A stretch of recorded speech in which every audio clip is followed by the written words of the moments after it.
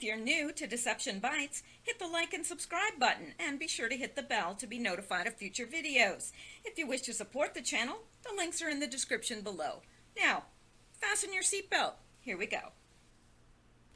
Okay guys, I'm back and I've uploaded the video from March 6th, so we're ready to go on with March 7th and we're just going to pick up right from where I left off. Hope you guys are doing well. It's March 7th today and it's 10:29 p.m. Eastern Time. So let's get started, shall we? All right, so this is the first one from today, March 7th, and in this drop, he is making reference to the video that, or to the post that we just looked at previously from March 6th. Logical thinking: did DARPA complete build code taxpayer funded lifelog program? No, they didn't. After completion, was there fear the public wouldn't accept the adoption if known? Yes, there was, because who in their right mind would give their information if they knew that it was being run by the government, the CIA? No, nobody's going to enter in their personal data into that if they know that that's who's collecting it. Do you believe people would join a platform knowing it was under the control of the CIA and federal government? Of course not. How do you lure the masses into entering? Well, you make it appear cool. You make it, the stars are using it, whatever. And that's what they did. So that is what he is making reference to. And then he adds to it and he tells us to expand your thinking. If covertly operated data accessible to project designators, would they attempt to prevent any type of government regulations from being imposed? So if covertly operated data accessible to, would they attempt to prevent any type of government regulations? Well, yes, I would suppose that they would. Expand your thinking further. Why was Mark Zuckerberg chosen as CEO, as the public figure tasked to expand growth? Well, they would have to know that they could really trust him, wouldn't they? You think he was just some dweeb on a college campus that came up with this? I don't believe it. And if, as Q says, and we have no reason to doubt him at this point, if this was started by DARPA and was LifeLog, which they just transferred to be Facebook and made him the public face of it, they would have to have somebody they would know beyond a shadow of a doubt was one of them, wouldn't they? So why was Mark Zuckerberg chosen? We're going to look at that a little bit more in depth. Family tree of Mark Zuckerberg, we're going to look at that as well. Who is the wife of Mark Zuckerberg? We're going to answer that in a minute. Family tree of wife, we'll answer that as well. Why won't China allow Facebook? I'm pretty sure they know what Facebook is and that the data is going to the CIA. Does China want the data of all its citizens being collected by the CIA and the federal government? I don't think so. So that is why. Situational awareness. Do they know if an individual collection asset program being covertly operated by the CIA? Do they know it's an individual? Yeah, I'm sure that they do. They have spies as well. They're not stupid. So yeah, I'm sure they do. Do they know it's been expanded to tap into the microphone of any device for listening and bulk data collection? Oh, I'm quite sure they do. Do they know it's been expanded to tap into the GPS router of the device for RT tracking, real-time tracking? Yeah, we know this really because, you hear of a murder happening and then they'll say, well, we tracked their phone to, like a block from where this person was and they made a call to, they know where you are. If you've got your smartphone with you, they know where you are. Do they know it's been expanded to tap into the camera function of the device in order to view, record all target designators? I'm sure they do. Now, let's start answering some of these. Priscilla Chan is Mark Zuckerberg's wife. She is an American pediatrician.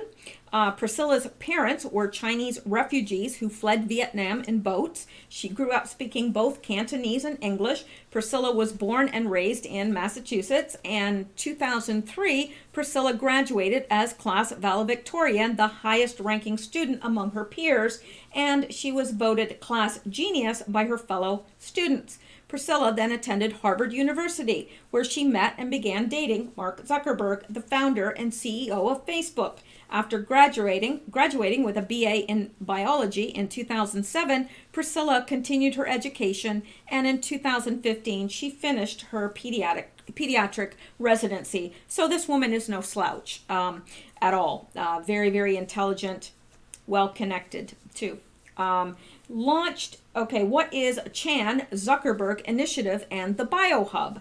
Launched in December 2015, the Chan Zuckerberg Initiative is a philanthropic organization. According to its website, its aim is to bring together world-class engineering, grant-making, impact investing, policy, and advocacy work. The Chan Zuckerberg Initiative focuses on supporting science through biomedical research and personalized learning. In September 2016, the initiative committed to contribute $600 million over the next decade to the CZ BioHub, the Chan Zuckerberg BioHub, a nonprofit organization in San Francisco which brings together physicians, scientists, and engineers. The BioHub's aim to bring together Bay Area researchers and scientists from the University of California at San Francisco, the University of California at Berkeley, and Stanford University. Although they work closely together, the Chan Zuckerberg Initiative and CZ BioHub are separate organizations, operating independently. All right, so now we're going to get into something interesting here and a bit controversial because not everybody believes this. I'm pretty sure I do. I would say I'm in the 90% range of believing it. So let's take a look at it. It's a conspiracy of who Mark Zuckerberg really is. And if this is true, which I'm pretty darn sure it is, then it would make perfect sense why he was chosen out of everyone to lead this and be the public face of it. Now, obviously, Mark Zuckerberg is intelligent. There's no question about that. The man is intelligent, but I think it was more his family and who he is associated with that got him the gig, so to speak. So let's take a look at this. No, really, let's. Here we go. Mark Zuckerberg is Jacob Greenberg, grandson of David Rockefeller. So this is how to be king of the world. Facebook was funded with $500 million from a CIA-owned bank, which was a bit suspicious. Zuckerberg means Sugar Mountain. That's their secret word for Facebook, no doubt, a mountain of information from which they can extract billions. Bill Gates comes from a multi-billionaire eugenist family, which was kept well hidden in the early years of Microsoft. The same families control it all, yet is this story true? It has been revealed that Mark Zuckerberg is the grandson of David Rockefeller. His true name is Jacob Greenberg, also grandson to Hank Greenberg. He is royalty. Some police records show a Jacob Greenberg was arrested for possession of marijuana when a much younger man. His mugshot was taken, which looks like a younger Facebook icon with 99% reliability. It was later revealed that this could indeed be the man the world knows as Mark Zuckerberg. Also, the Rothschilds own 8% of Facebook shares. The hidden agenda for the Facebook social network is to aid the growth of the police state and one world government movement. According to the TAP blog, the venture Facebook was funded with $500 million from a CIA-owned bank. One can only wonder if the other giant, Google, has similar disguised progeny.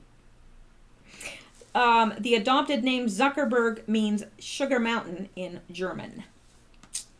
So, isn't that interesting? And I actually have seen in the past a picture of this Jacob Greenberg, who was arrested when he was younger for marijuana. And it does look, identical to Mark Zuckerberg. Now, I don't have that to show you right now, but it does. So, I don't know. What do you guys think?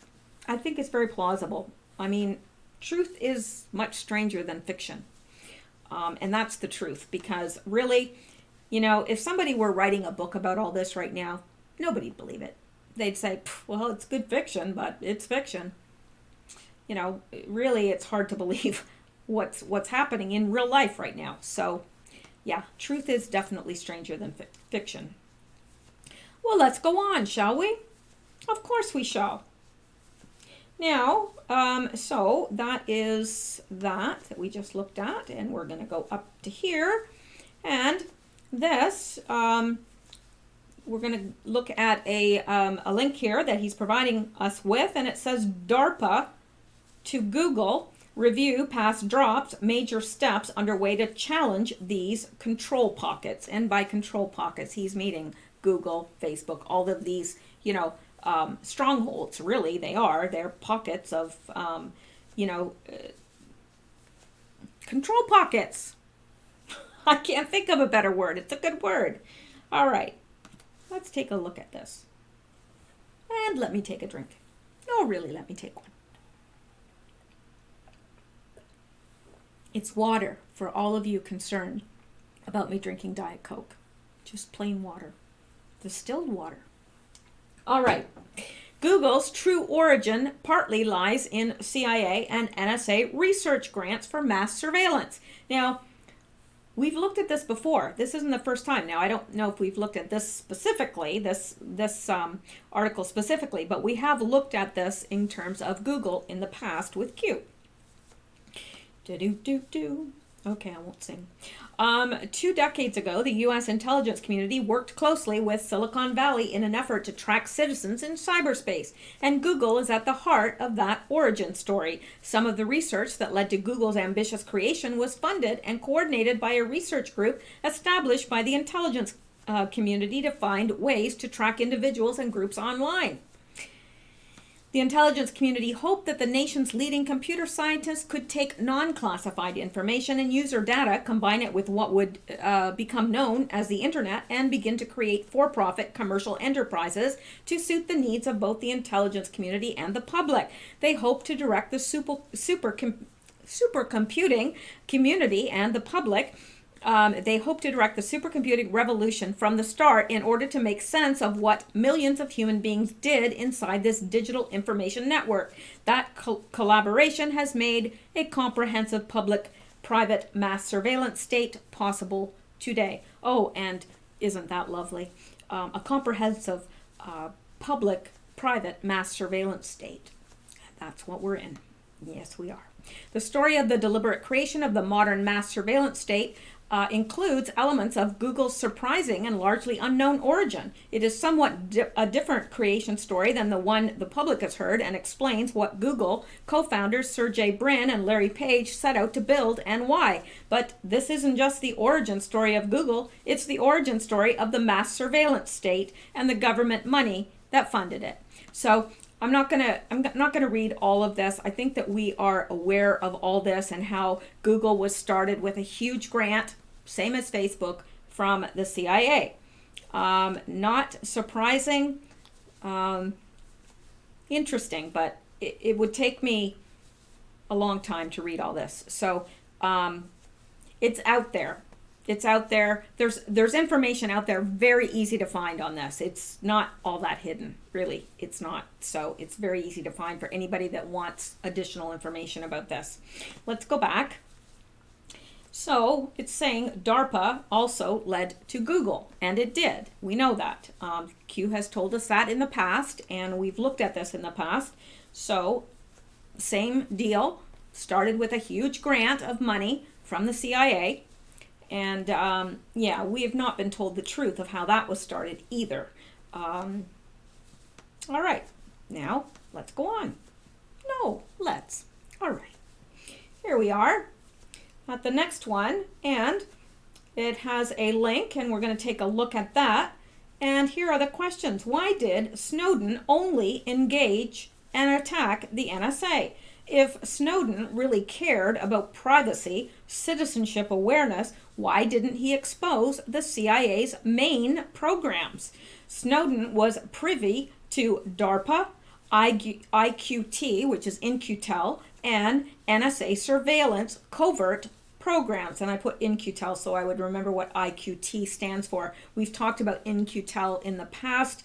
Now, IQT identifies startups with potential for high impact on national security and works closely with them to deliver new capabilities that our government partners need to boost their technological edge. So what In-Q-Tel does is it identifies startups that could be of interest or use to government, whether national security, CIA, whatever, and they fund them because then they can pay to develop this technology for their use, and at some point in the future it rolls out to the public, but that is what In-Q-Tel is. And actually that's what this is actually.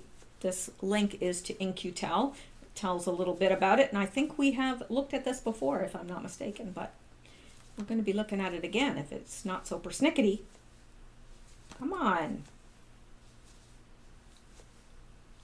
Gotta teach it who's boss. Whip it around a bit.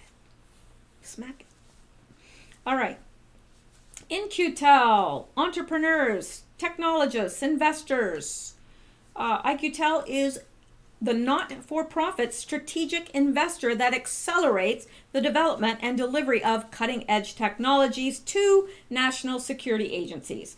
Our work bridges the gap between the challenging technology needs of our government partners, the rapidly changing innovations of the startup world, and the venture community that funds those startups. IQT occupies a distinct role at the intersection of all stakeholders, our government customers, the venture capitalist community, and the startup world. It is our access to and deep understanding of these diverse communities that fuel our ability to make relevant investments, like, say, Google or Facebook, stuff like that. All right, let's go back. Shh, I don't know why. I get so weird at night that really, I don't know. It's very strange. I get tired and I get weird. The more tired I am, the weirder I get. Really. It's quite a sight to behold. I hope you never see it. All right. So, why did Snowden only focus on NSA? Where did Snowden work prior to the NSA? Well, that would be the CIA. Yes. So I think Snowden actually was a CIA asset that was sent to get this information from NSA. I don't know. There's a lot that I am unsure of when it comes to Snowden, really, because I keep going through it in my mind. Well, maybe it was this. Well, maybe it was this way. Well, maybe, I don't know. I think we will know before it's all said and done. I'm quite sure we will. Ask yourself a very simple question. Would you release, go live to the public across the media, all highly classified material, NSA, prior to getting to your end destination? No. And he's talking about Snowden because Snowden released this and he wasn't even at his final destination. And of course, they put a flag on his passport. He should have been detained, but he wasn't.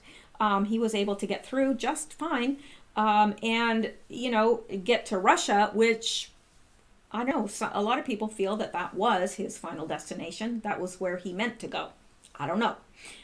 So would you release this to the public before you'd gotten to your end destination, knowing that you were releasing, highly volatile material? No, you wouldn't.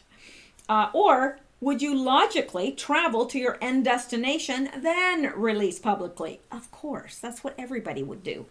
Was Russia the planned location? Well, according to Q, it was, because Q keeps hinting on this, that it was. That's where he meant to go, is to Russia. And then he says, why Russia? So obviously, this is not a question, it's a statement. Russia was the planned location. Why Russia? Why did China, Hong Kong, let him get out of the country? That's a good question. Who let him get out of Hong Kong? He was there, he was transferring, and you know, his passport was flagged. So who let him get away? Was there a red security alert put out to prevent passport travel across all nations? Yes, there was. And his passport was flagged so that anywhere he went, if they scanned his passport or whatever, they would know that, okay, they're not to let this guy get out of their country, get out of their sight, really. So yeah, they had done that to prevent him, to lock him down wherever he was. And at that point, he was in Hong Kong, so he should have been locked down there. Why did China grant access to travel with the block in place? That's a darn good question. A darn good question. Why did they? They shouldn't have. I don't know. I think the answer to that is going to prove very interesting in days to come. Why Russia? Russia. Q. I wish I could answer all these questions. I can't. I wish I could, but I can't. So at this point, I don't know if anybody can answer conclusively. I know that a lot of people think they know, but I'm not sure. And until we hear definitively, not sure. But I am pretty sure that Q is telling us that Russia was the planned location, and China had some sort of stake in this because they let him go. So it'll be interesting to see how this plays out in the end. All right. Now, here is the next one. It says people are pawns in their sick game of global domination. People are divided to prevent a rising of the people. People are divided and taught to fight themselves instead of the ruling class. Race versus race. Religion versus religion. Political versus political. Class versus class. Sex versus sex. When you are divided, you are weak. When you are weak, you have no power. When you have no power, you have no control. Stay strong, patriots. Stay united, not divided. You are what matters. You, awake, is their greatest fear. Q. This is pretty self-explanatory. I don't think that I need to explain this or elucidate on it any further. I think that we all understand exactly what he's saying and we see the truthfulness of it. Let's go on. Here is the next interesting little post. And it says, it's making reference to this post, 5551830. So I went out and found that post on the Chans, and here it is. And it's this by an Anon. Let me make this a little bigger so that the tiny phone people can see it. Not tiny people with phones, but people, good people with tiny phones. All right. Mark Zuckerberg outlines new plan to build privacy-focused Facebook. Yeah, I believe that. All right. And then there's this. It says Zuckerberg Mueller team interviewed Facebook staff, CNN. Okay. Watch guy behind Zuckerberg. I don't know. Anyway, it's got these two here, and underneath it says,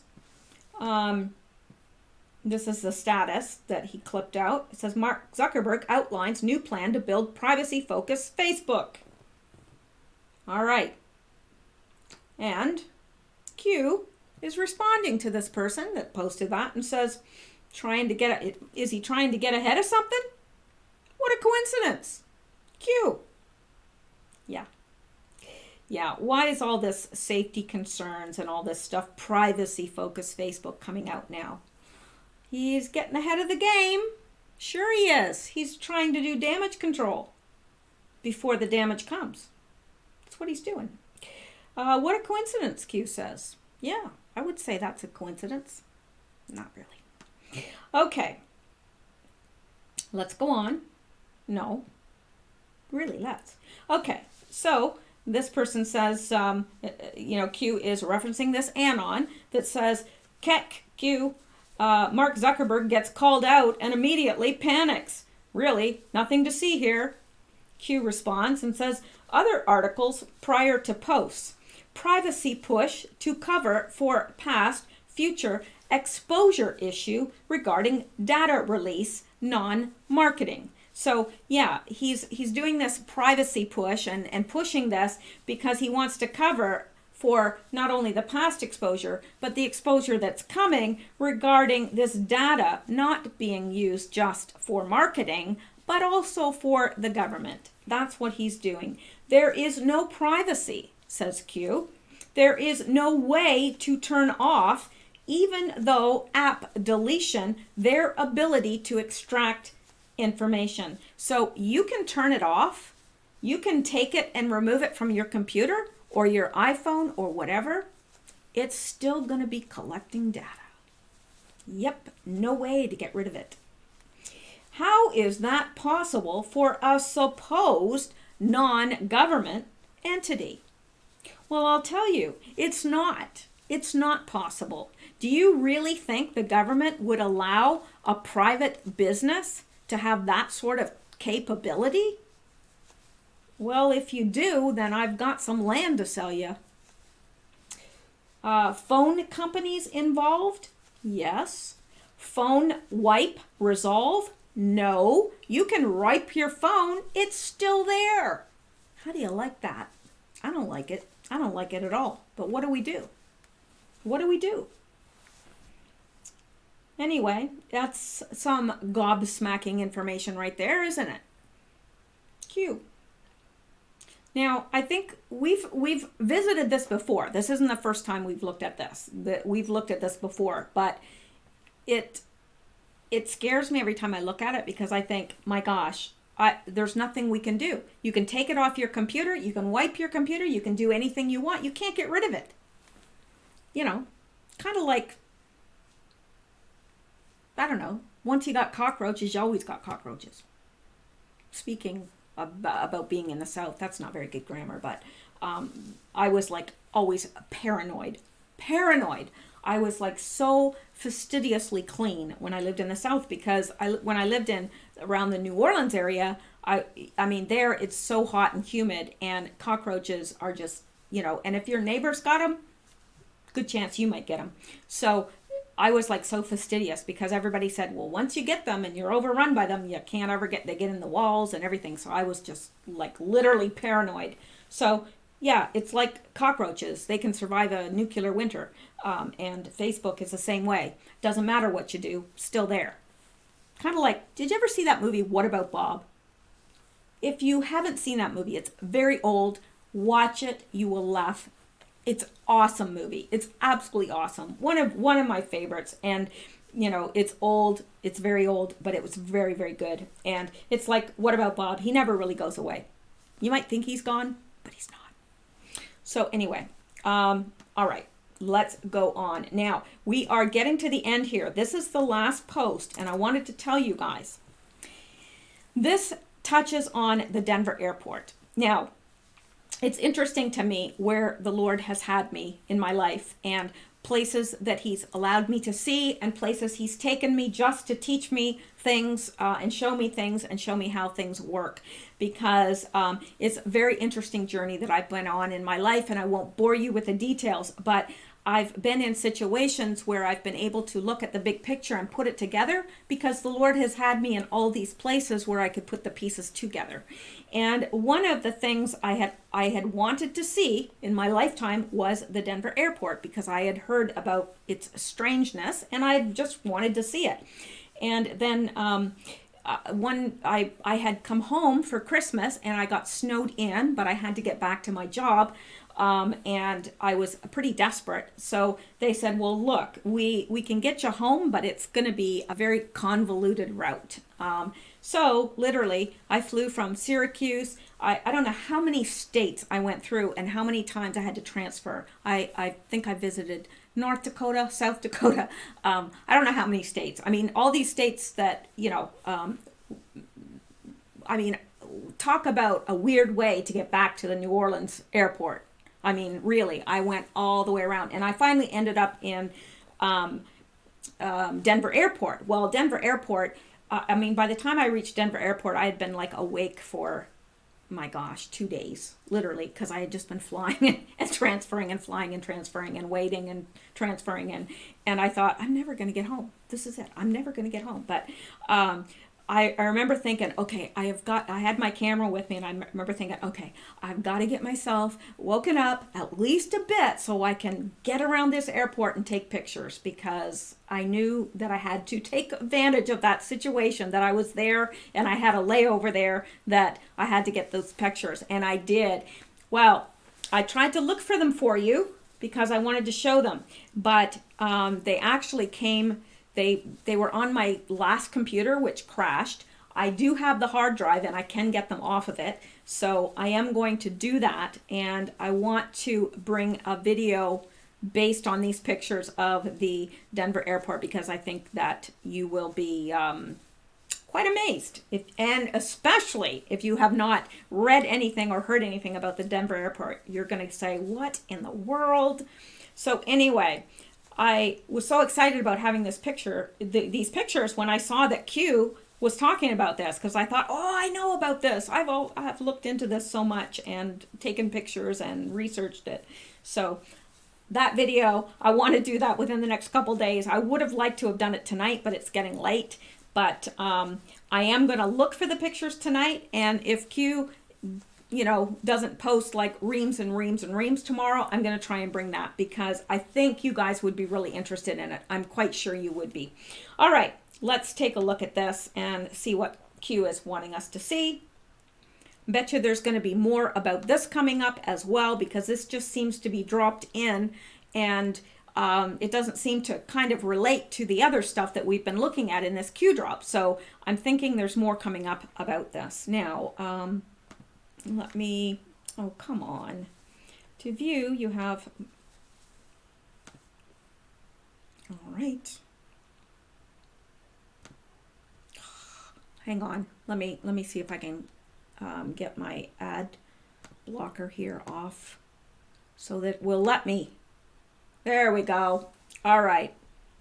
Now, Denver Airport is a very, very bizarre place, and it would take me a long time. That's why I want to do a separate video on it, so I can give you the background and all the weird, creepy things that have gone on there, as well as bring you the pictures that I took myself while I was there.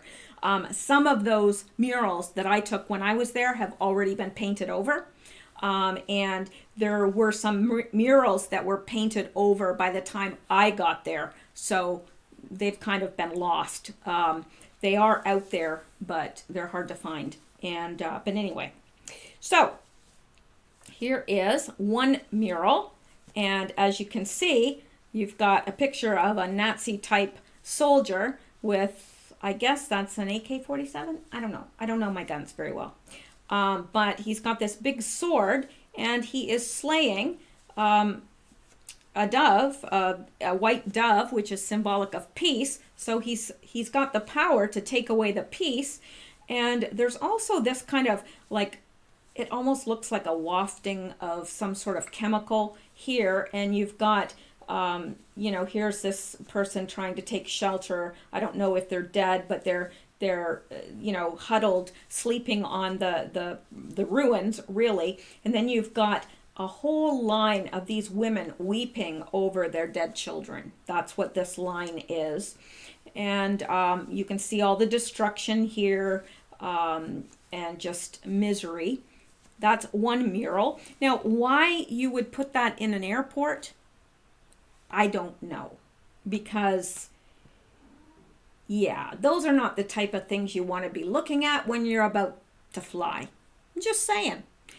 They were a little disconcerting to me. I'll just tell you. And the whole airport had a very creepy feel to me. Now, I'm very sensitive to that type of stuff. So maybe there are other people that go and say, well, I don't feel anything. But I certainly did. And I was followed there. They didn't like me taking pictures for some reason, and I don't know why. Why wouldn't you be able to take a picture of a mural on the wall? But I was followed by security everywhere I went. Why? I don't know. Maybe they wondered why I was so darn interested in the artwork. All right. here is another one. This is the statue that actually, as you're driving into the airport, I was not able to see the statue because, of course, I flew into the airport. I wasn't able to see it, but I have seen pictures, and this is it. This statue actually killed its maker, the guy that made this statue. The statue fell on him and killed him. It's been nicknamed by the people in Denver as Blucifer. It's a big blue horse. I don't know. It's very apocalyptic looking. It looks like one of the horses of the apocalypse, if you ask me. Has these red glowing eyes. And I would think that it's a little creepy for people that are driving in to go to the airport. But hey, I don't know. I wouldn't want it around. You are greeted at the airport by Mustang by New Mexico artist Luis Jimenez. Was one of the earliest public art commissions for Denver International Airport in 1993. Standing at 32 feet tall and weighing 9,000 pounds, Mustang is a blue cast fiberglass sculpture with red shining eyes. Jimenez died in 2006 while creating the sculpture when the head of it fell on him and severed an artery in his leg. Lovely. And this is the same one that we just looked at. It's a little bit further back so you can see more detail here. And here is mothers weeping over their children. That is what all of this is. It's mothers weeping over their dead children. And let's go down. The murals are fairly shocking. Here we have refugees living in a basement and the Lord of Death brandishing an AK-47, killing the Dove of Peace. Gray waves pulse from the figure. The wave pulsed outward, killing everyone in its path. And a lot of people think that that's indicative of chemical warfare. The figure wears a gas mask, implying the gray waves, the instruments of death in this case, is a biological weapon. And then on the floor, I do believe I have a picture of this as well. I did find where this was. They've got this symbol on the floor. It says AUAG. A lot of people have said that is symbolic of gold and something else, but some people think that this is a pathogen also. What's it say underneath? At a glance, AUAG would logically be the symbols for gold and silver, but that meaning is called into question when you find out that one of the founders of the airport also discovered a new deadly strain of hepatitis known as Australian antigen, also called AUAG. It has been rumored that AUAG could be a potent weapon in biological warfare. This symbol rests on the ground directly in front of the biological warfare mural. And it does. I can verify that because I saw it and took pictures of it. And I took pictures of this as well. This is a very odd just stone that's actually inside of the airport. It says Denver International Airport Dedication Capstone. Wellington E. Webb, Mayor, Governor Roy Romer, Secretary of Transportation, Federico, whatever, I can't see beyond this. The time capsule beneath this stone contains messages and memorabilia to the people of Colorado in 2094 when it's supposed to be open. But here is the weird part. The most worshipful Prince Hall, Grand Hall, FNAM of Colorado, and down here says the most worshipful Grand Lodge, and it's got the Masonic symbol, March 19th, 1994, when it was installed. This cornerstone or capstone. Hang on, the cat is trying to get at my wires here. Red alert, cat on the prowl. Now, this is the weird part right here. New World Airport Commission. Well, there's no such thing. There is no such thing as the New World Airport Commission. And nobody knows who these people are. Very odd. Very, very odd. Nobody really knows who paid for the Denver airport construction, besides the fact that this dedication stone says it's covering a time capsule for the people of Colorado. It also says the airport was paid for by the New World Airport Commission. The New World Airport Commission does not exist. All right. And I did see this mural as well when I was there and took pictures. This right here is kind of a guardrail in front of it. I guess, to prevent you from touching it. But this is a very, very interesting one. It has all the people of the world. This is, oh, what's the name of this? I can never pronounce it right. Quetzalcoatl, something like that. And this bird is supposedly going to return in the end times or something like that. I can't remember. I remember reading all about this and I've forgotten now. And here we've got oceans. The oceans look like they've turned to blood. We've got all sorts of fire here, and they're putting animals in glass cages, perhaps to preserve them. I believe these animals are dead. And we have an Indian here. Looks like an Indian dead. We've got a little girl with blonde hair, flowers. She's dead. The animals of the earth seem to be in distress. We've got all sorts of people dying here, and here we've got someone that is looking at this dead leopard, it looks like. We've got other animals in cages here, or in glass cages, perhaps to protect them, perhaps, I don't know, preserve, I don't know. Anyway, it's a very strange mural. Set against the backdrop of a solar flare and horrific destruction, not to mention the extinction of various species, including whales and sea turtles. Children are in the center sobbing over 3 open caskets. I really hope my flight isn't delayed, this person says. That's funny. And here is a bigger picture, and you can see the cities, like there's just destruction.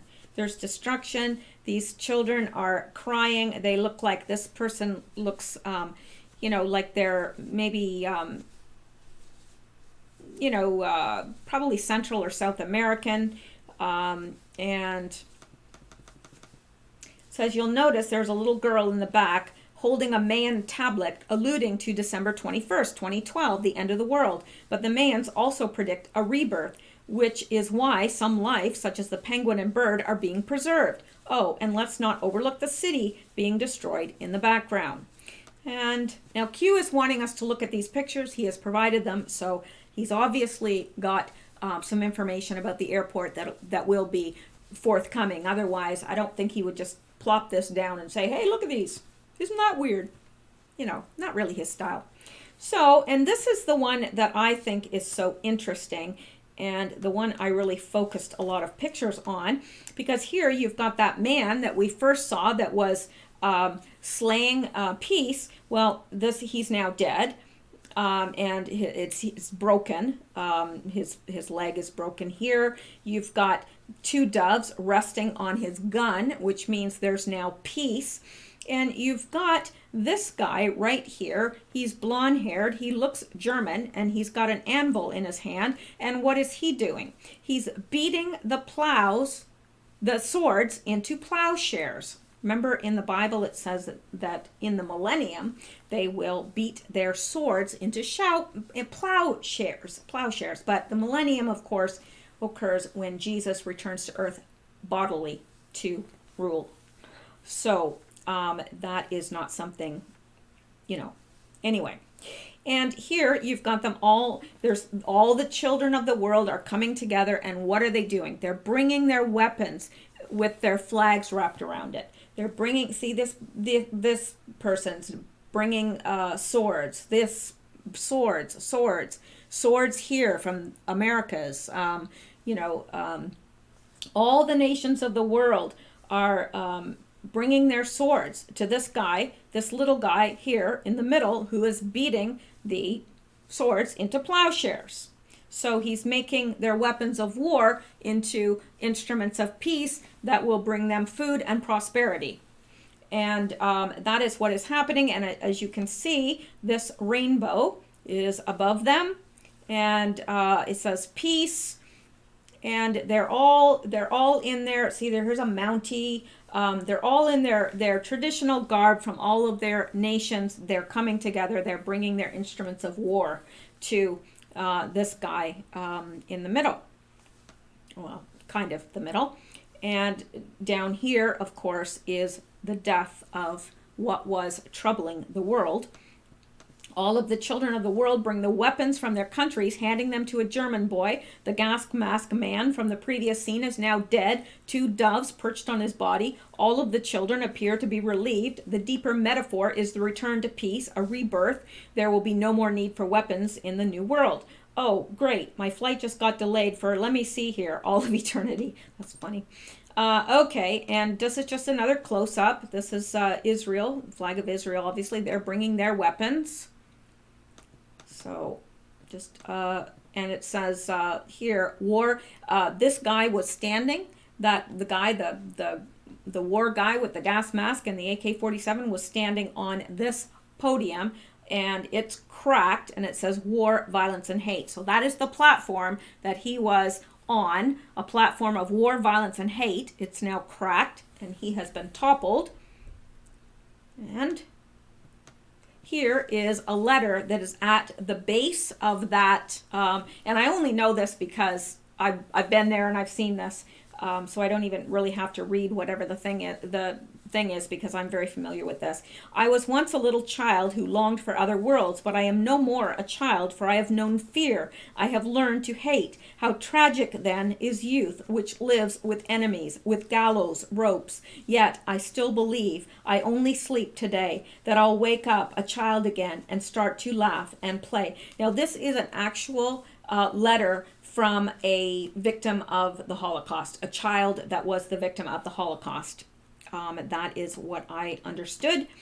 And this is in the baggage claim area of the airport, and it's a gargoyle coming out of a suitcase.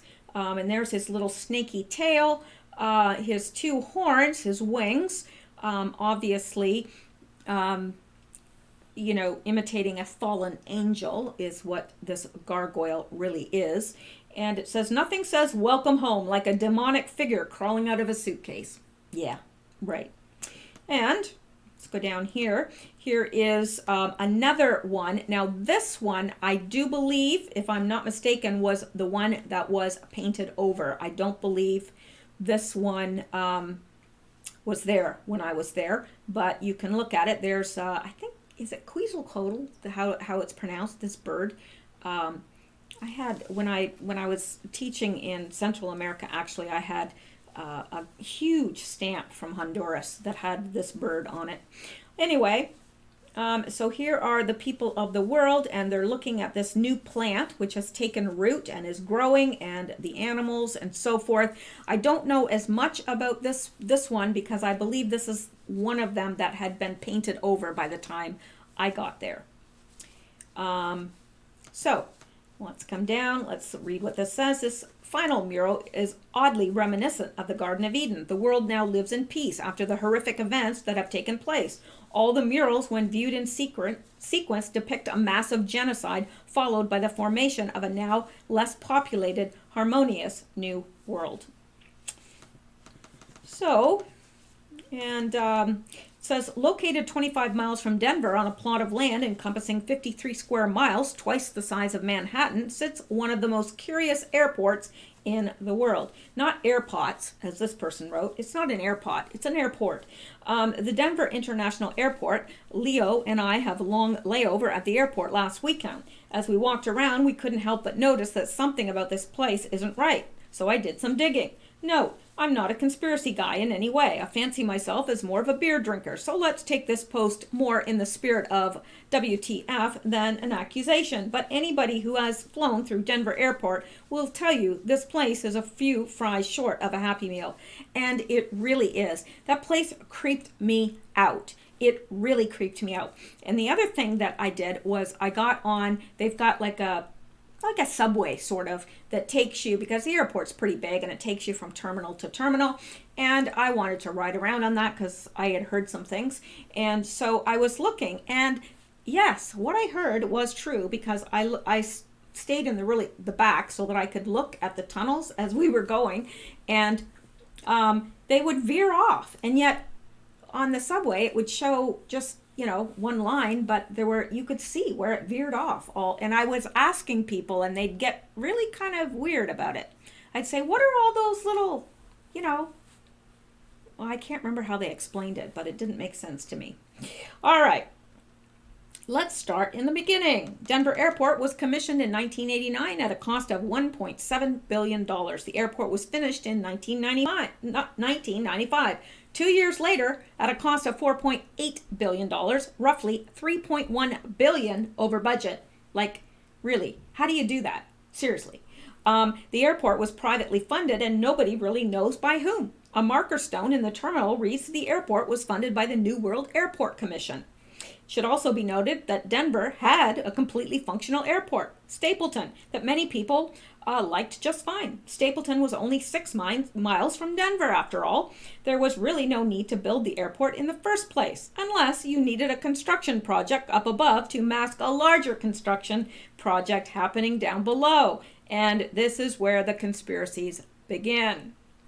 Oh, there's lots and lots of conspiracies. Many people believe that the largest underground bunker in the world lies beneath the Denver airport, specifically a 360,000 square foot bunker built by the New World Order to house the elites in case of economic collapse or nuclear holocaust.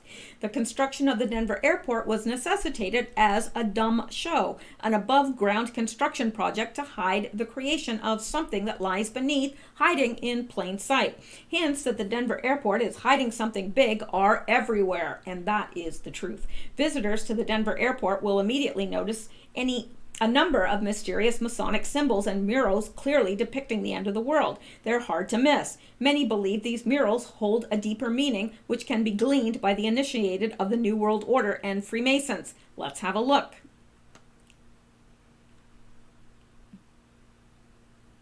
Yeah, and these are pictures that we've already been looking at.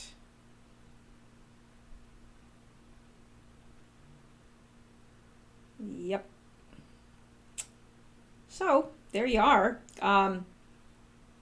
Finally, let's return to those bunkers. The photo above is a blueprint of 5 buildings that were mysteriously buried during the early days of construction on the Denver airport. These 5 large buildings were fully constructed and subsequently deemed to have been positioned incorrectly. Rather than being demolished, the buildings were ordered to be buried. Yes, buried. The underground bases, as they are referred, are currently being used as storage, according to airport authorities. This fact is not debated. We already know there is an underground structure beneath the airport. The real question is how deep the wormhole goes. Oh, I was hearing some bells or something, and I just realized my cat's playing with little kitty toys. President Obama was in Denver September 27th last year when Comet Elenin passed by the Earth, barely missing us by 22 miles. Some say that if the comet would have struck Earth, it's back to the Stone Age for us. Nonetheless, there was a chance that it could have hit, and President Obama was conveniently ushered to Denver, which in my opinion adds more to the existence of not only a military bunker, but also the largest, most advanced bunker in the U.S., because the president wouldn't go to some half-assed bunker if there was a threat of complete world destruction. Just saying. Just got a weird phone call from Government Affairs, whatever that is, on our office phone caller ID, and they hung up after we answered. If this post disappears for some reason tomorrow, you'll know why, and you should go watch this sexy video. Yeah, I don't think we're going to go watch a sexy video, but hey, it's probably just a video of Denver Airport, but we're not going there. All right, now, the other thing that's a little bit weird about all of this is, did you know that Queen Elizabeth II has bought a lot of land around the airport? Why? I don't know. There's a lot of stuff. Like, this is scratching the surface, just scratching the surface, but it's certainly enough to make you go, And, you know, I had read enough stuff that I was saying that, like, something's not right here. So I was so happy when I got laid over there, even though I was exhausted by the time I got there and didn't think I would ever get. But it was a direct flight from there to New Orleans. So I was so happy that my sojourn was coming to an end and that I was finally going to get home. But yeah, it was something to see. It was something to see. All right. Well, that is it for Q for tonight, unless he has posted more, which you never know. He may have. Let's refresh this and see, so we'll know, because it's 11:23. And chances are he'll not be posting anymore tonight, but you can never second guess Q. I've learned that. So we'll take a look at that, and just so we'll know if we're caught up or not, because I want to know, don't you? I know you do. Oh, darn it, he's posted more. All right. Well, gosh, he's posted a lot more. Dang it, I thought I was caught up. I just can't get caught up with Q. There's like 1, 2, 3, 4 more posts, and let's see what this is. You know what? It's getting late, and you're probably getting tired of listening to this. So here's what I'm going to do. I'm going to bring the rest of this tomorrow. I will try to get to it early in the day. I'll try. I do have a couple appointments tomorrow, but I will try to get to it earlier in the day for you, and I'll get this up because I'd like to take a look at this and kind of think about it before I bring it to you, because I don't want to do, you know, if you're going to do it right. So anyway, there you go. And we'll pause there for tonight, knowing that there is 1, 2, 3, 4 more posts, and you never know, he could post more because there's another 40 minutes left to the evening. So I will bring you those tomorrow, and I will term it part 2. All right. So you will know that that is these, and then if there are more posts tomorrow, which there probably will be, I'll bring those to you too. All right. Well, that's it. I hope you guys have a great night. I hope you sleep well, stay safe, and I really hope that you come back and join me again. It's not the same without you. I would just be talking to myself, and well, that's no fun. So there you go. All right. Good night. I'm going to sign off for now.